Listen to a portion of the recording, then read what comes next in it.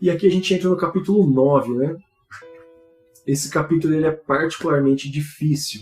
Tá? Confesso que eu tive que ler muitas coisas. E o interessante é que esse livro, que vai muito contra o Apocalipse que eu entendo, que é do Severino Pedro da Silva, em Memória, né? Memória Póstuma, da CPAD, ele é um livro dispensacionalista, pré-tribulacionista, que entende justamente o Apocalipse como uma grande parte das coisas que vai acontecer na tribulação, que eu discordo completamente.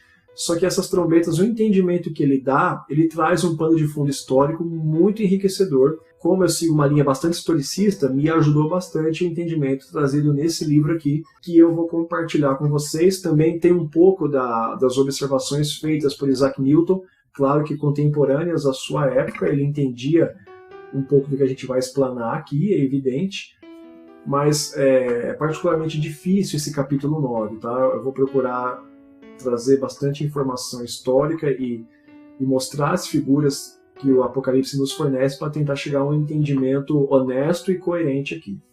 Mesmo que você discorde, eu procuro ser pelo menos honesto com a interpretação e a linha que eu sigo, para que mesmo que você discorde de mim, seja simplesmente por entendimento ou por interpretação, e não porque eu estou tentando ser desonesto e coagir ninguém a entender nada da maneira que eu quero. Tá? Então, olha, aqui nós temos uma visão de uma estrela, e um detalhe aqui, a gente acabou de ver uma trombeta que uma estrela caía do céu. No caso dessa estrela, a visão, João ele fala que é uma estrela que havia caído do céu. Ou seja, ela já tinha caído anteriormente à visão. Isso vai trazer alguns problemas para a gente na interpretação. Tá? No entendimento das metáforas do Apocalipse junto com o Antigo Testamento, tá? Eles em parceria, nós sabemos que as estrelas caídas, elas significam geralmente grandes líderes que foram destituídos ou derrotados. Tá? Uma interpretação comum é de que seria Satanás essa estrela que havia caído antes, só que nós temos razão para entender que não. Tá? Então, primeiro, para a gente não passar batido, a Bíblia Sagrada, quando ela traz, né, principalmente no Antigo Testamento, a figura de linguagem de estrelas caindo, né, a gente vai ter isso, por exemplo, em Isaías 14, Ezequiel 28, ela fala sobre a queda de grandes reis, né, chamados de estrelas. Né? Eles são chamados de estrelas caídas, tal qual como anjos, como lideranças, enfim. São figuras de linguagem que a própria Bíblia nos permite usar essa representatividade, porque a Bíblia traz essa linguagem aplicada dessa forma. Tá?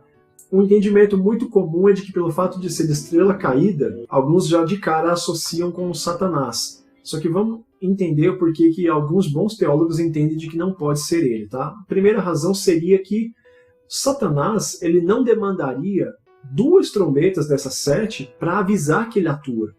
Isso é um entendimento do povo judaico, que eles já tinham, isso foi passado para a igreja do princípio, sem a necessidade de trombetas para avisar. E outra, você avisar aos homens da atuação de Satanás através de 2 trombetas é desnecessário. Porque esses homens não conhecem a linguagem e as figuras usadas pelos judeus do seu livro sagrado para entender que era Satanás ou não. Então é uma primeira razão pela qual não poderia ser Satanás aqui, porque não haveriam 2 trombetas de 7 para avisar que ele atua. Uma segunda razão é que Satanás ele não é responsável pelo abismo, conforme indica o texto. O texto vai dizer que essa estrela que havia caído anteriormente, ela recebe a chave do poço, que é a parte mais funda do abismo, para comandar o que dele sairia. Você não tem textos bíblicos que vai dizer que Satanás é responsável pelo abismo ou pelas partes mais baixas da terra física. Tá? Isso não aparece no texto.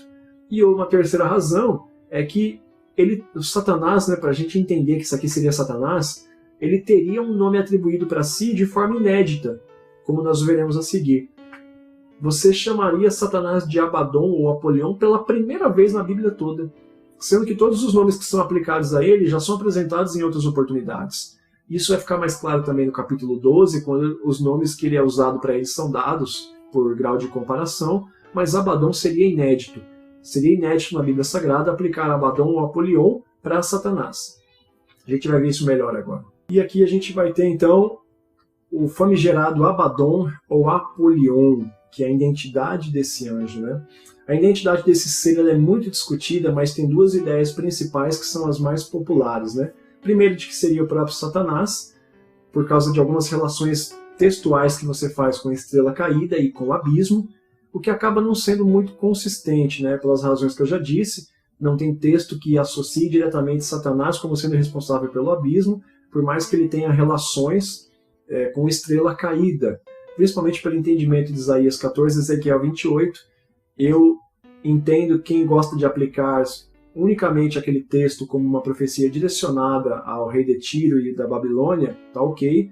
Eu acredito sim que existe uma interpretação por trás da figura física que atinge a figura espiritual, então eu acredito que essa associação é tranquila. E tem uma segunda possibilidade, que é que se trata de um demônio de patente mais alta que coordena o ataque dos gafanhotos. Tá? Você vai ter, inclusive, na Cabalá judaica, a menção de Abaddon como sendo tal, né? Por um entendimento de que um anjo não executaria tarefas dessa natureza, o que acaba também por não ser indiscutível. Tá? Há controvérsias. A Cabalá vai dizer que Abaddon, né, ele é de fato um demônio de patente mais alta. Você vai ter apócrifos que vão trazer ali linhagens dos demônios e vai colocar Abaddon entre elas. Só que isso é discutível pelo que a própria Bíblia Sagrada nos fornece. Você tem aqui uma terceira possibilidade que eu trago para você, que é uma possibilidade menos popular, mas tem alguns aspectos que permitem a gente pelo menos considerar essa possibilidade. Tá? Como já dito, um líder verdadeiro e humano sim, pode ser, tá? Mas uma entidade angelical dentro de uma dupla aplicação, assim como eu falei, né, Isaías 14 e Ezequiel 28. Eu acredito então que essa estrela caída, Abaddon ou Apolion, pode ser um líder real que existiu e que existe ao longo das gerações para cada império da sua época, visto que a trombeta toca para cada época, ela não toca somente nesse momento, mas que por trás dessa figura física e real, humana, tem uma aplicação espiritual. Esse exemplo, você vai ter, por exemplo, várias gerações da humanidade tiveram seus falsos cristos. Na minha série Arrebatamento, eu tenho o texto dos falsos cristos, né? E ali vai trazer vários, de algumas épocas diferentes, que foram falsos cristos.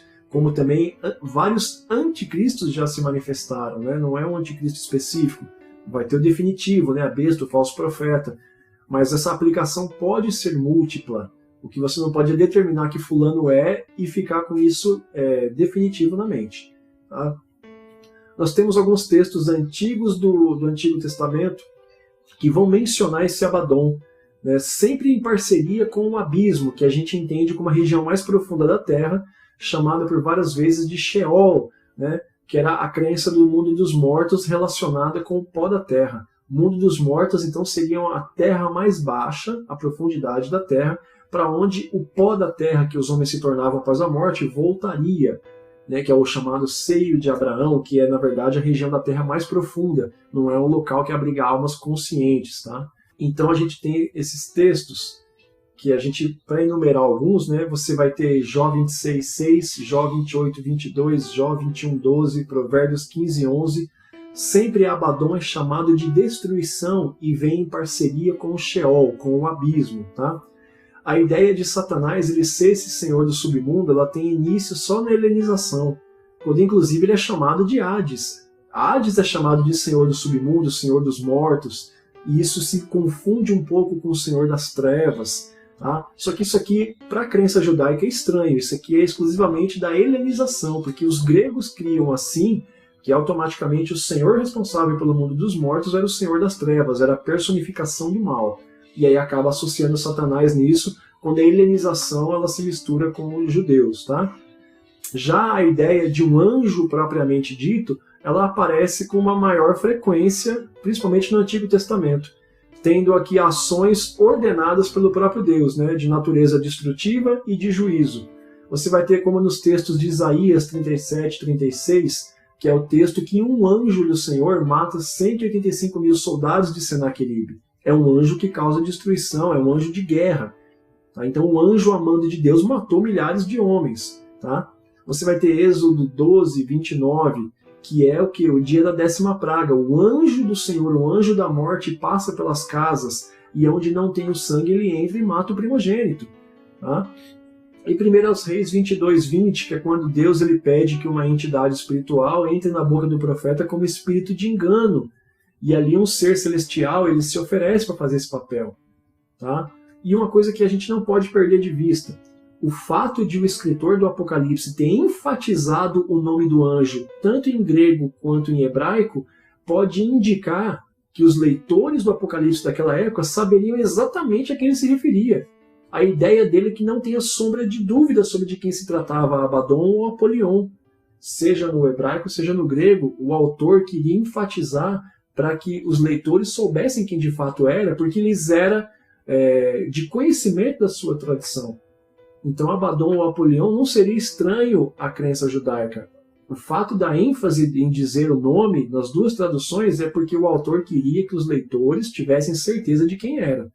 Tá? Pelo menos literariamente a gente pode ter essa argumentação.